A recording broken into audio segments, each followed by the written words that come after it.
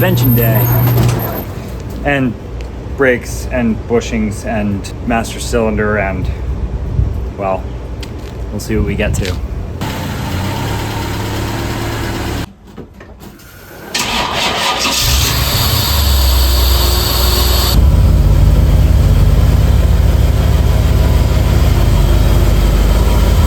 What I'm doing now is I popped some wheels off and I'm trying to ID the caliper and the rotor so that I can know what parts to order. These are drilled in the rear, which is a no-no for street cars. They crack, etc., etc. They're not good news. What you want with most cars is the stock brake setup with good pricey pads, like good hot street pads with good initial bite. Blank rotors will do more than you need on the street. I feel really strongly about this because my Miata has blank auto parts store rotors with EBC yellow stuff pads, which aren't even that expensive, and the stock calipers, and they are amazing. You can lock them up, you know. You're tire limited with stock brakes in most cars. This rear caliper is stamped. It's a Nissan caliper, which means it's OEM, and it's a 7CLP 13S, which is from a 94 to 01 Integra, which is what I thought and frankly what I hoped it would be. So the front caliper is, unfortunately, it's not stamped. So I'm guessing it's a reman, or it says C7 on it, but it doesn't have that stamp or a brand on it. So I'm not 100% sure that these are GSR fronts because they could just be the normal Civic CX fronts. So what I'm gonna do right now is measure this rotor. Just under 9.5, which means that this is the stock size front rotor from a Civic CX. I don't like having a GSR rear and a CX front. I'd rather stay with the OEM bigger in the front, smaller in the back rotor thing. I'm not a brake engineer, so I'm not gonna go about changing those kind of things. So I'm gonna have to get GSR calipers for the front.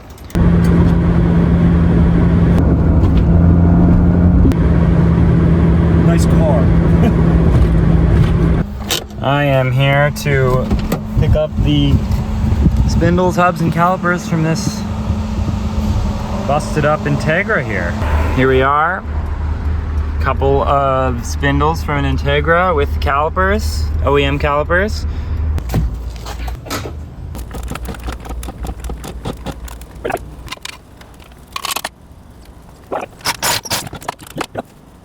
There's your factory front jack point, and then on each side you do your jack stands on these jack stand points.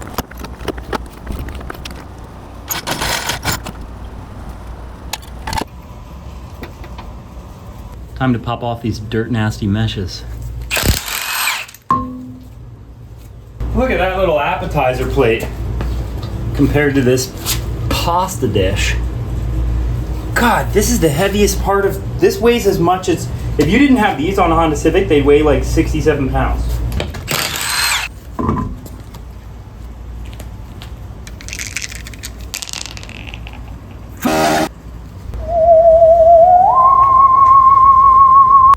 Here we go. Bolt, bolt, replace those two bushings. Bolt, or nut, replace this upper ball joint. I think I have this bushing, which means I'm gonna need to drop this mount for that bushing.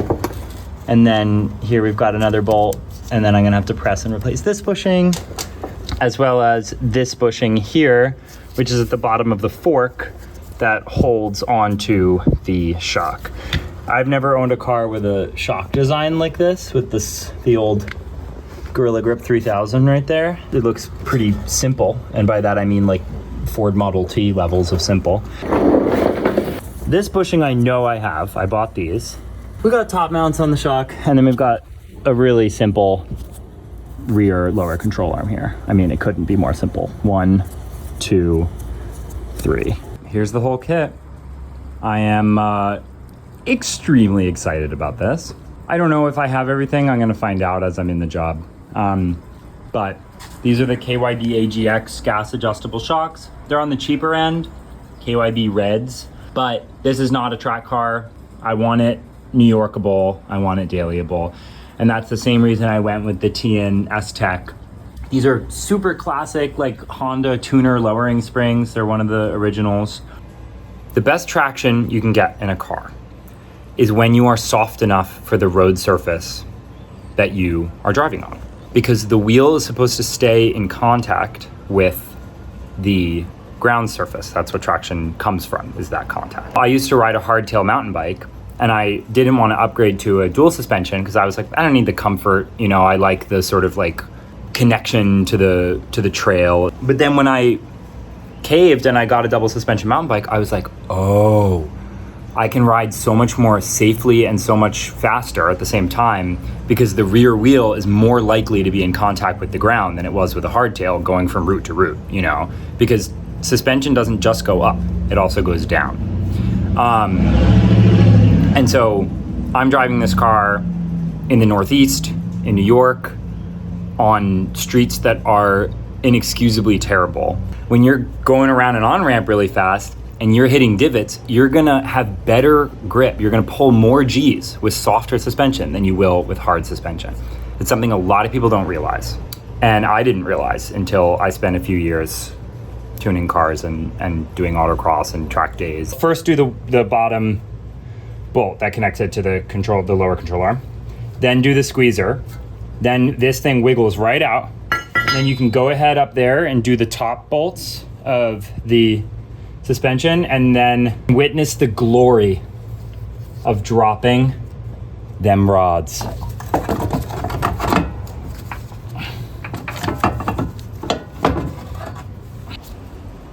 This out with the old Milwaukee. That way. All right. Boom.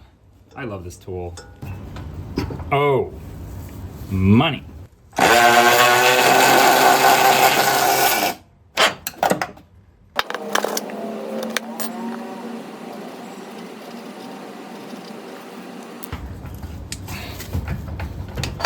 Wiggle this axle out.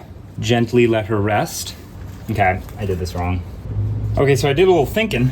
I want to actually undo this outer tie rod because I don't want to put too much pressure on the steering rack, and this is all heavy stuff. You always end up crack that open.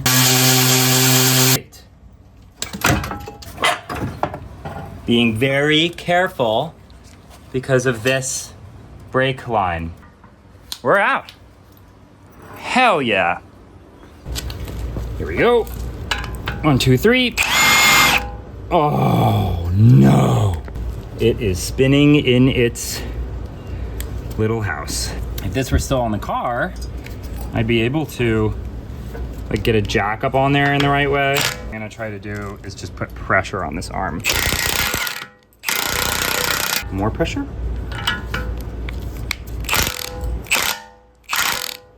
Oh, it's moving. It's moving. We are out.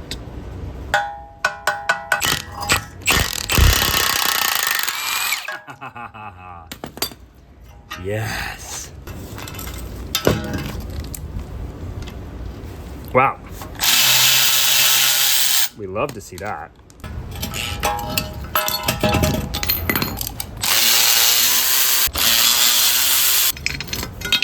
These are bushings, and that means I'm gonna replace them.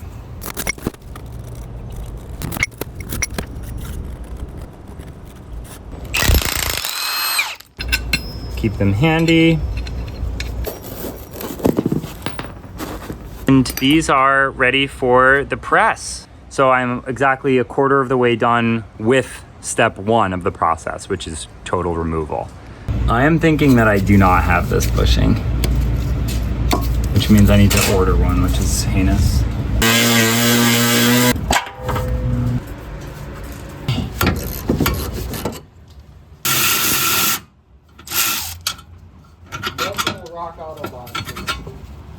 I can literally undo the shocks.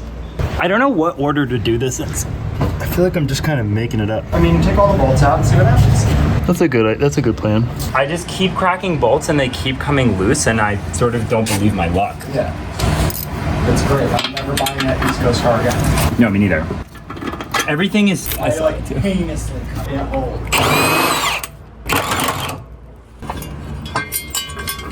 Sexual pain, but then big honker. that is really cool. That is industrial strength.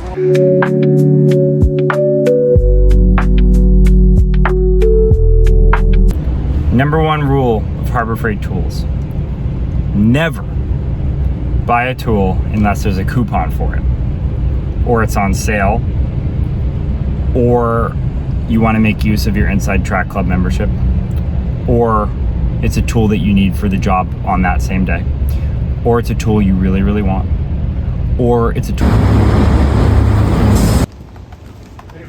Very good. My question is this gonna work? Careful, you just bent it. I bet the control arm? Wow. Wow, yeah. Do you think I bent it? It looks bent now.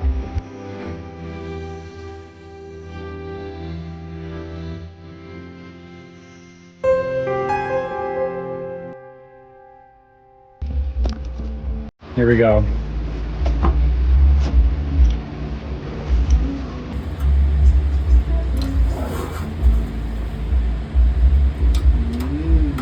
Nope. No, it's inside of it. So, bushing day, total failure. I just don't have the press and sleeve options that I need to be able to work those bushings. Also, the upper control arm ball joints are not replaceable. You have to get a new upper control arm in the front, which is weird and not Honda-like, but the part is cheap. So it is what it is. I switched to Miata mode and I'm out here cruising with the SEC. So I got this Amazon special press. Oh no, these are the impact socket set. Sweet.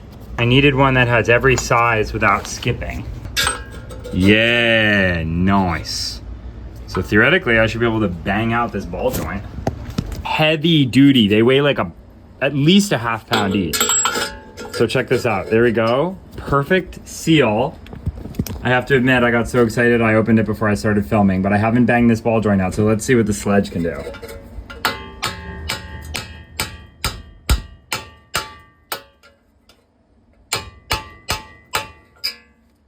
Oh, yes.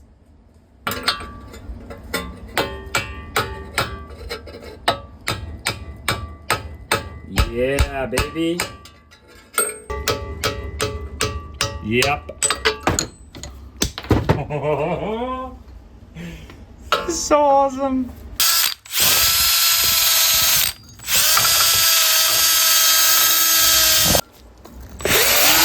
We've got our beautiful new upper control arm with the stupid locked-in ball joint.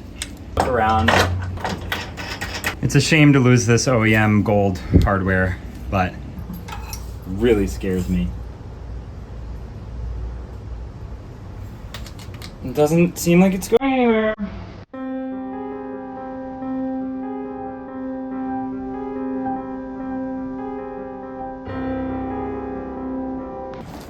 Alright, this is my most psycho setup yet, but hopefully it'll work.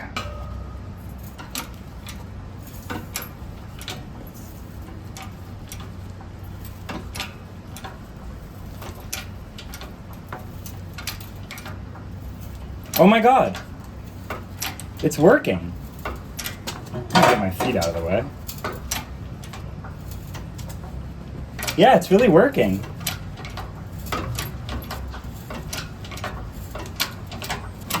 Yes! Oh my god. Wow.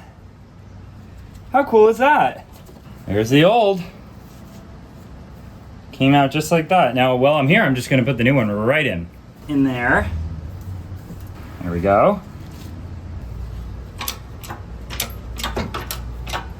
There it goes.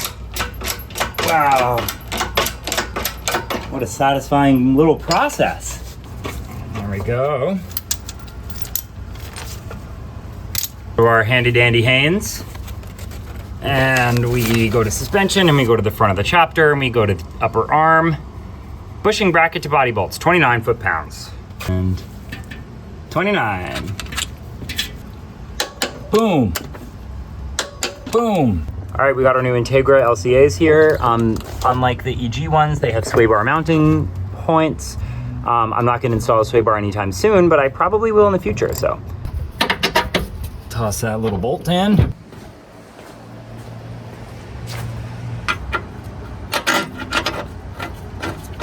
Okay, so against all odds, I actually am getting a bushing out the stock lower front control arm. I ordered new ones on Rock Auto, but they weren't cheap, so I'd be happy to return them. So I'm gonna see if I can get all 4 out. I'm pretty excited about this. It took quite a lot of pressure to get it through. I started it with a slightly wider socket to make sure I didn't cut into it, and then I moved to the so that it would do exactly that. Oh my God, is that satisfying. All right, so I'm feeling confident that I got this one out. So I punched the rubber out of this one, because this one's not coming out with the tools that I have. I'm doing maximum 12-ton pressage on this, and it's not coming out.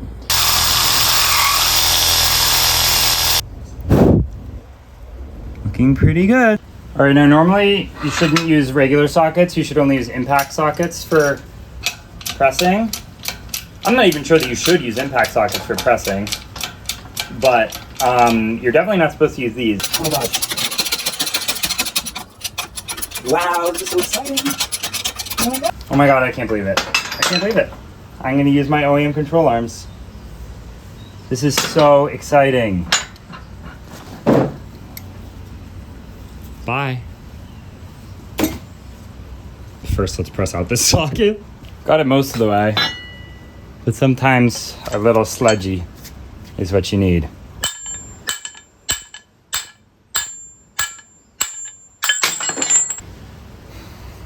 Grease it up. Getting the press to align right with the bushing took me a full 7 straight minutes. This budget-friendly press is literally just a bottle jack pig welded to an iron frame. So there's lots of play. Honestly, the biggest lesson here is that you can have a press, but the more important thing to have is like every different possible size of cup and sleeve. Fit one of these hogs back in. Yes. Oh, yes.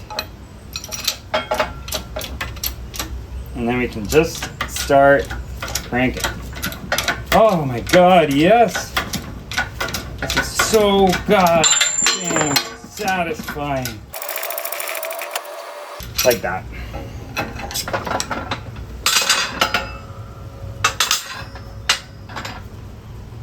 Sweet. Perfectly flush on both sides. Brand new bushing. Brand new bushing in the OEM arm. I'm gonna go put the front right corner together. Unfortunately, the diagram that came with the KYB shocks is like an arcane set of runes. Like, what in the Rosetta Stone is going on here? Look at that eye, look at that eye.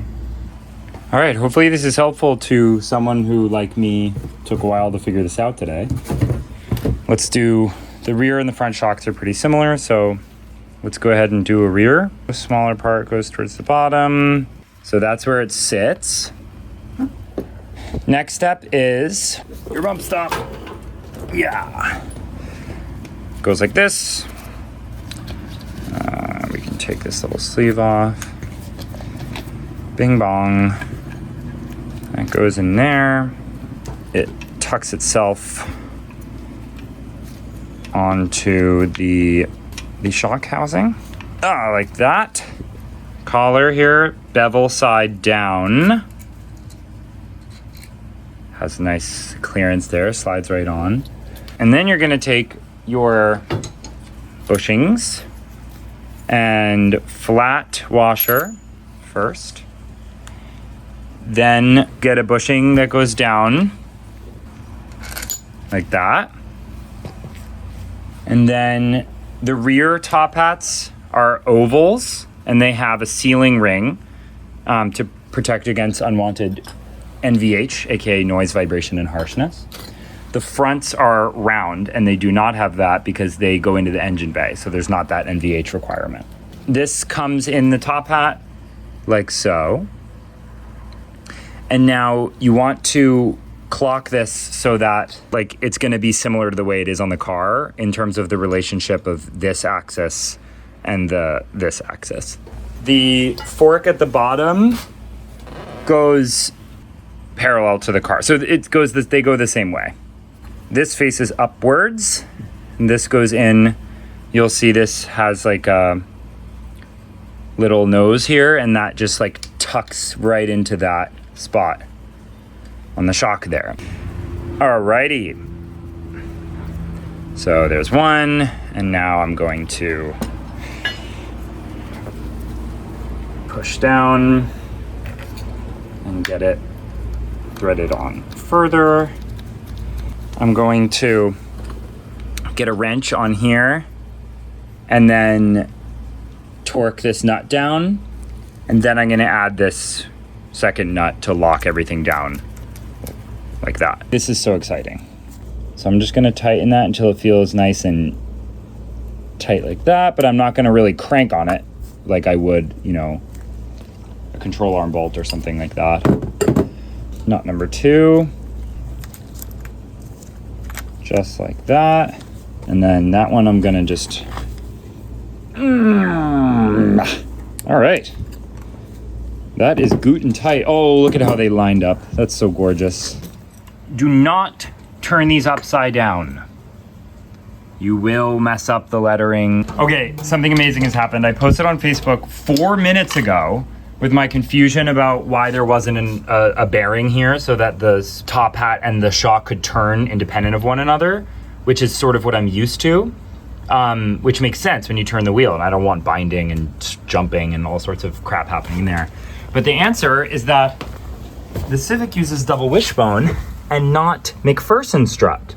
And what that means is the shock is going to be attached to the lower control arm and not to the knuckle. So the shock doesn't need to turn. There's smart people everywhere, and all you need to do is ask. I'm having trouble getting the shock fork to fit over these because these welds are kind of thick here. I don't know if I'm supposed to file it down a little bit or what's going on here. I apparently have the forks from an EF Civic or a DA Integra, which means that this hole is too small for these shocks, which are for a EG Civic or a DC Integra. I am currently like rabidly foaming at the mouth on Facebook Marketplace trying to find someone who has an Integra or a Civic that they're parting out. I am excited. I am about to put in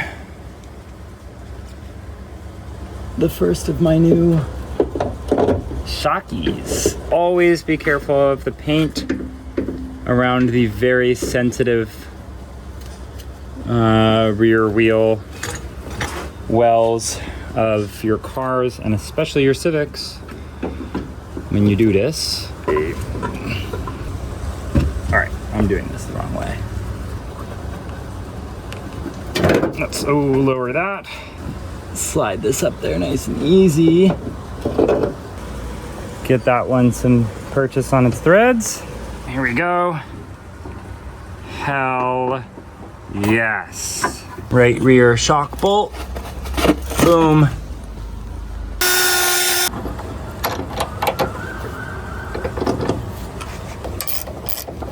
Come back and get our right rear LCA outer bolt.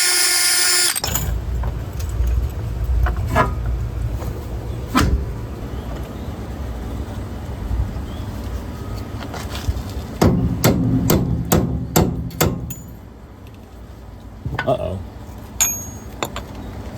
Where did this cotter pin come from? Pretty close. How about that? Well, I hate my life. I think I pushed the bushing too far in. Everything's hooked up and those bolts are just simply not aligned. So I'm gonna take everything back apart. All right, so we're much closer, and also this link here slides left and right before you tighten it. So I can get it to slide over to where the ball holes fit. That changes the toe drastically, so I don't know. I'll drop it off at alignment and see what they say. That is one entire corner finally done, besides the brake stuff. And except for it's not torqued. So I think while I'm here, I'm just gonna raise it up, jack it up again, and torque everything properly. All right, here we go. It's gonna be torquing time. Torquing time! Second corner done. Torqued. Still waiting to find forks for the front to finish the fronts.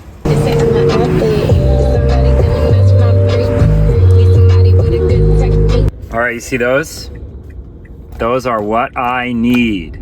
There's no junkyards in New York. It's like the worst part of being here. But there's plenty of guys in Queens with Instagrams that part out stuff. So that's how I got these. Here we go.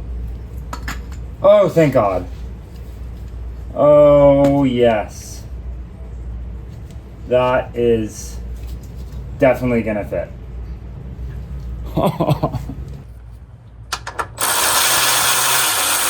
All right, mistakes have been made. It's gonna be hard to get that up in there without undoing that. So you don't have to loosen it all the way. You can just bring the bolts down a little bit, and then that allows you the room to get that up in there.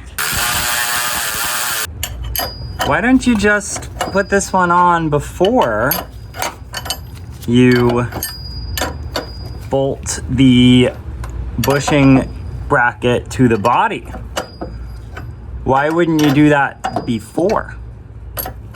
Now, the answer is likely that you aren't really the best mechanic who's ever lived. That is probably the answer. So the silicone grease is different from like classic automotive grease, which is petroleum based. You don't want to use petroleum based on the rubber surfaces, so that's why the manual calls for silicone lube. Slide it over, be real careful with your CV boot. And here. Oh yeah.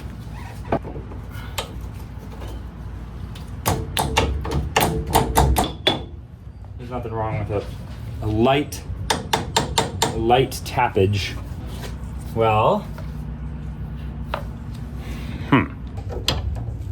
little pressure there.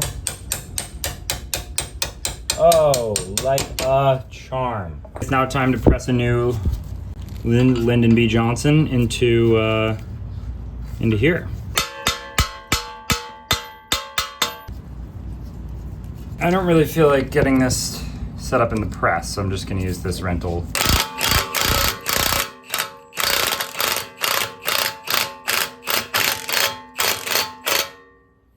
Here we go.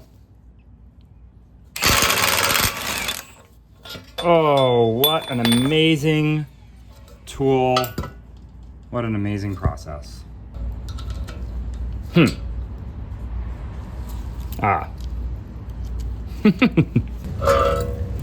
This is a little harder than I expected.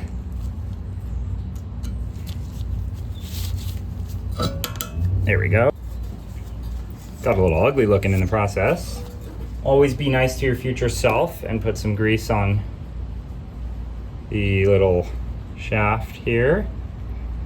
Lube it up as well. This puppy likes to have some serious greasage. Now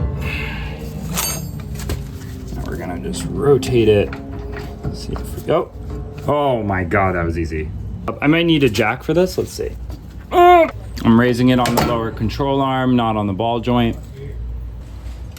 Slide this puppy on. Slip on our new axle nut. I love the gold ones. Back in. Nice and stiff. The boot looks new. Sweet. You want to do one big sweeping motion to get to your click. Like that. That's the best way to set torque.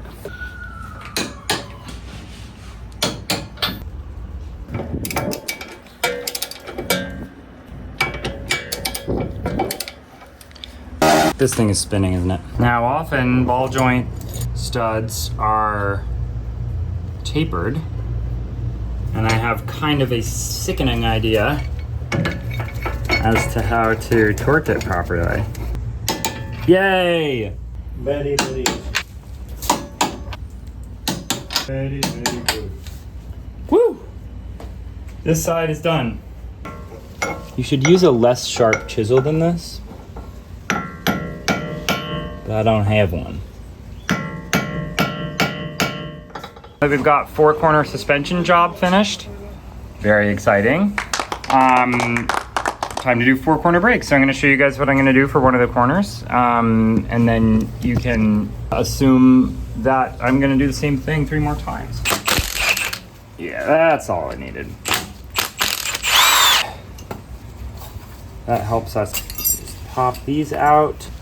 Got this sweet sort of vintage looking tube of brake grease here.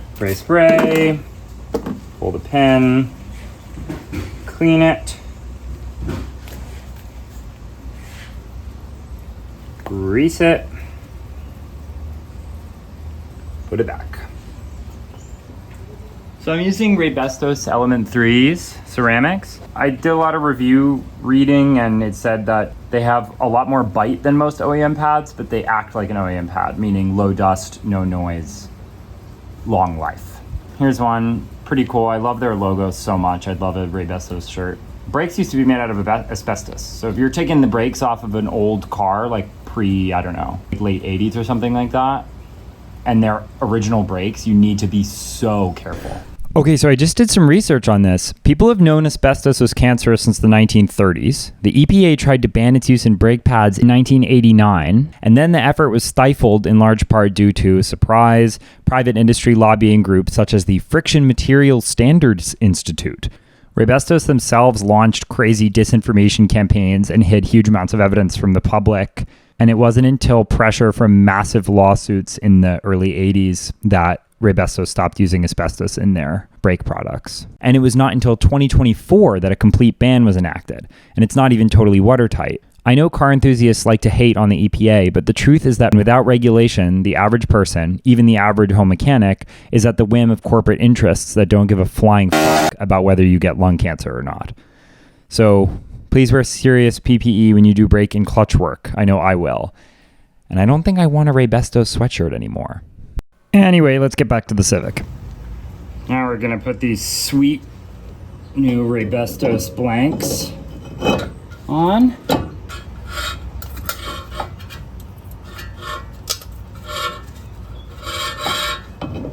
Where are we grounding? What?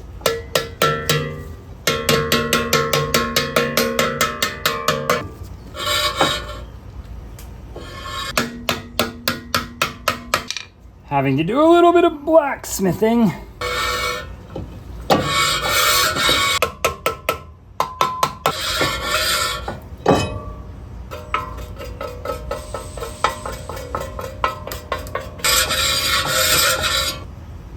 It's still happening over here and down there.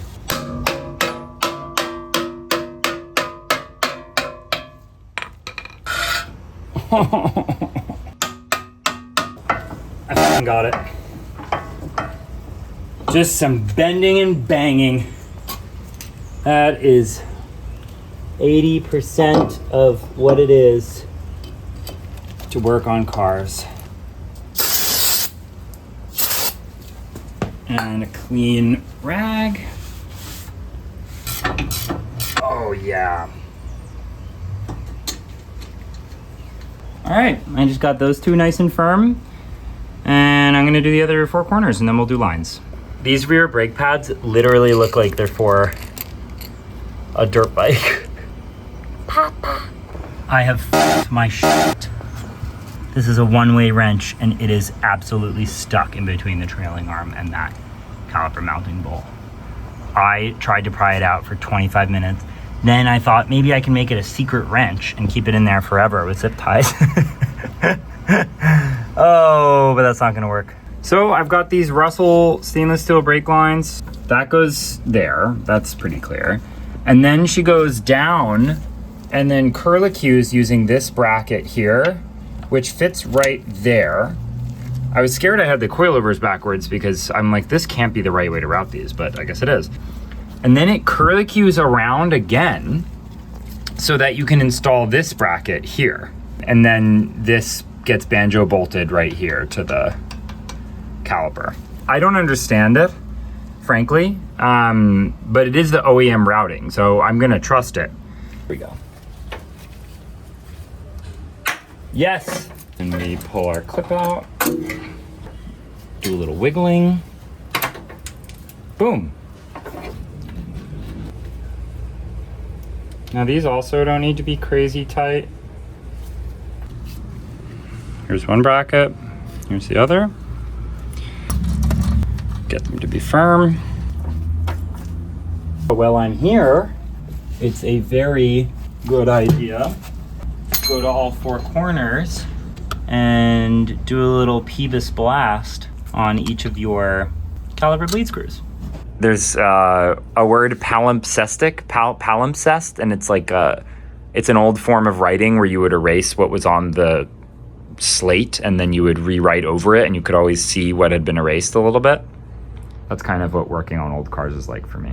Last order of business is getting our e-brake cable back through. And it goes through hole number 2.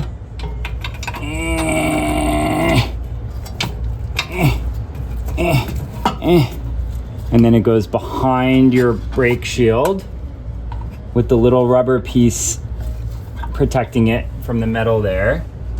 Goes in there, you put the clip in, then you put this little guy down through here once it's up in there. I think maybe my e-brake's on or something. Lastly, there's a little bracket. Oh, where is it? Right there. Here is my beautiful Ray Bestos $80 brake master cylinder. It's from a 90 to 91 Civic EX. So theoretically it has that 15/16 bore instead of the 13/16 bore that came on the CX, which is what I have here. Little gold clamp, I like it. I'm now gonna go about bench bleeding this master cylinder using the instructions that it came with. Uno. Dos. I'm gonna keep those. I bet they're gonna be useful one day. I don't think I'm supposed to have this on. It's not on in the drawing. 1, 2.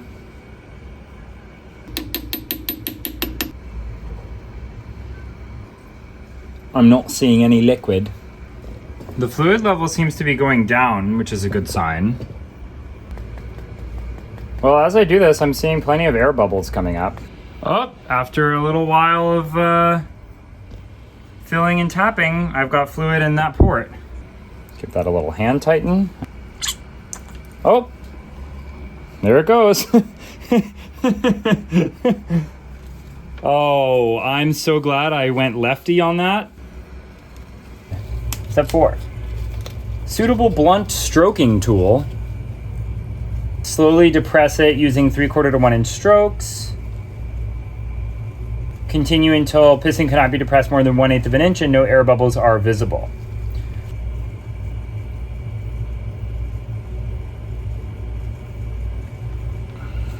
Nice, look at that. Pretty excited. Apparently switching from the CX 13/16 master cylinder to this 91 EX 15/16 bore master cylinder makes a big difference in pedal feel. And I think that combined with the stainless steel brake lines and the fresh fluid, fresh bleed should result in a pretty stiff feel, and then fresh rotors, and hopefully I'm a fan of these pads.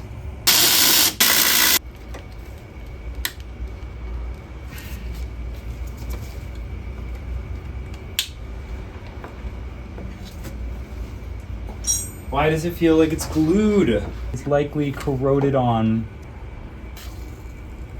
I'm gonna let that cook for a minute while I replace my AC belt. Get behind it with this little trim tool.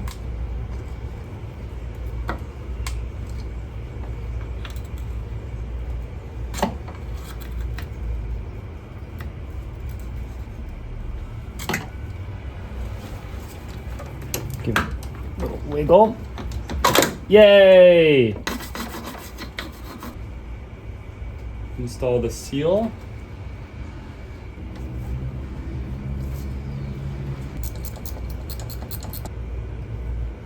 I just don't want to worry about letting it run dry while I put the hard lines in.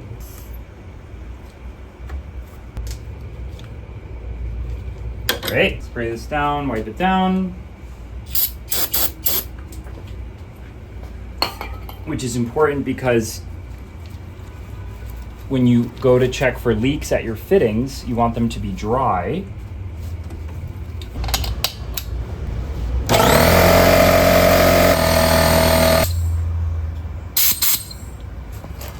I'm at the caliper farthest away from the master cylinder.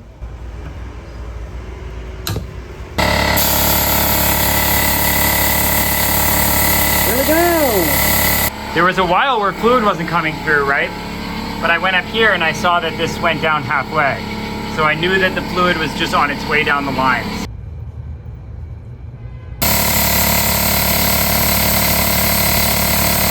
All right, I'm now gonna swap these EG seats for the Integra seats and put in my sweet Civic floor mats.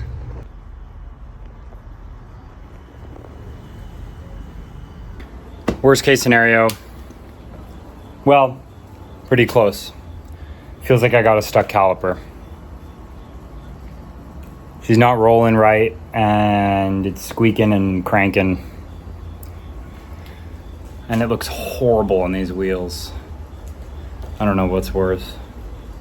Okay. That one's fine. That one's fine. That one.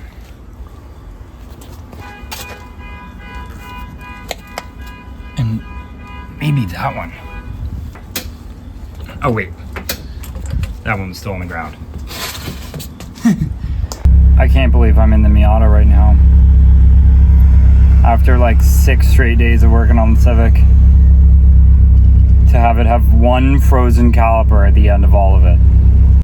This is the best car of all time. That's all I have to say about it. Always check over your shit at AutoZone and make sure everything is there. All right, here we are yet again. What's really good news is that Nissan is the OEM manufacturer. So these are just remans of the OEM calipers and they're both the same. 60 bucks a pop? I probably should have done this in the first place. So replacing those front calipers fixed my issue and the whole car was working great. So in celebration, I decided to go wash the engine bay, which put the car in limp mode the day before I was about to drive 250 miles upstate for a job. The car won't go more than 5 miles an hour. I just dried everything out with the air compressor, but I guess that wasn't enough. So just did a code check. I got 3 short blanks and I got 7 short blanks. So I got code 3 and code 7. 3 is MAP and 7 is TPS.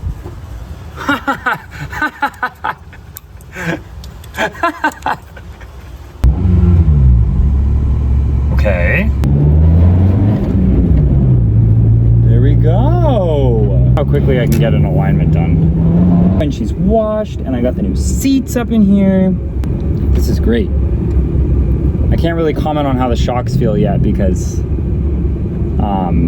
the alignment's so bad and because these wheels and tire setup is really big and heavy for this car. So let me throw the meshes back on with the tiny 185/55 15s that I just got for cheap, mounted and balanced, and then we shall see.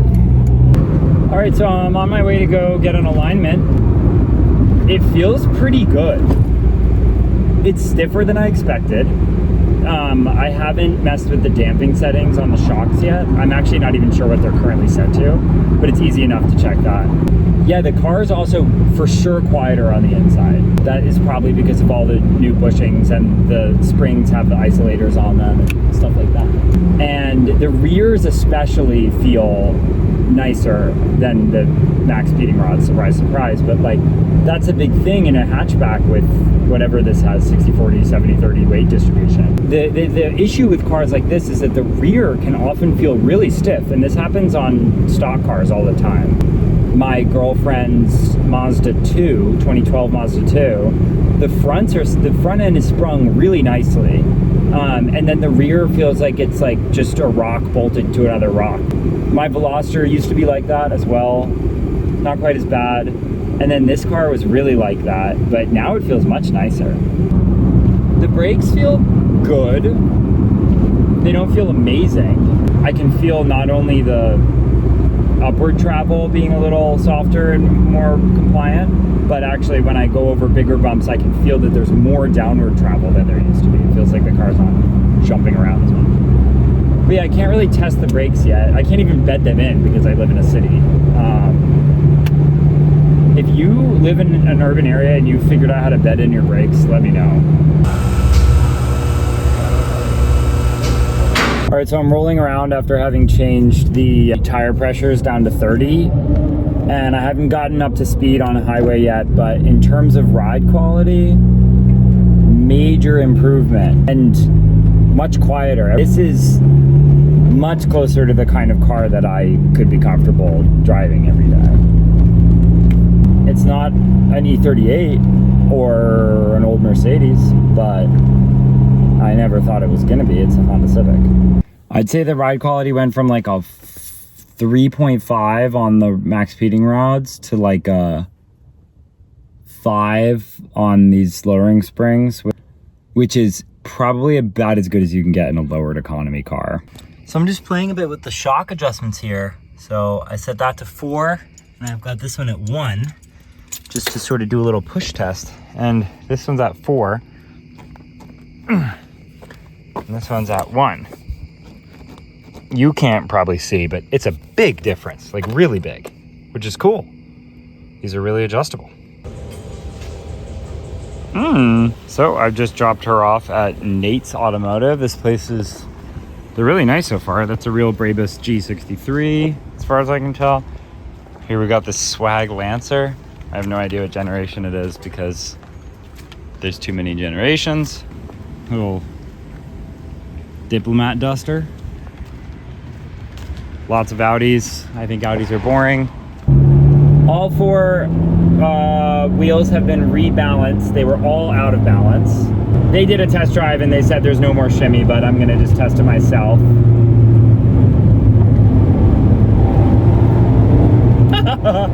What a fabulous car. Okay. That is 70 miles an hour. Smooth. No shimmy. Thank you to Nate's Automotive in Essex, Vermont. Just have to downshift to go uphill because this is a stock Civic CX after all. No shimmy, no looseness. Steering feels nice.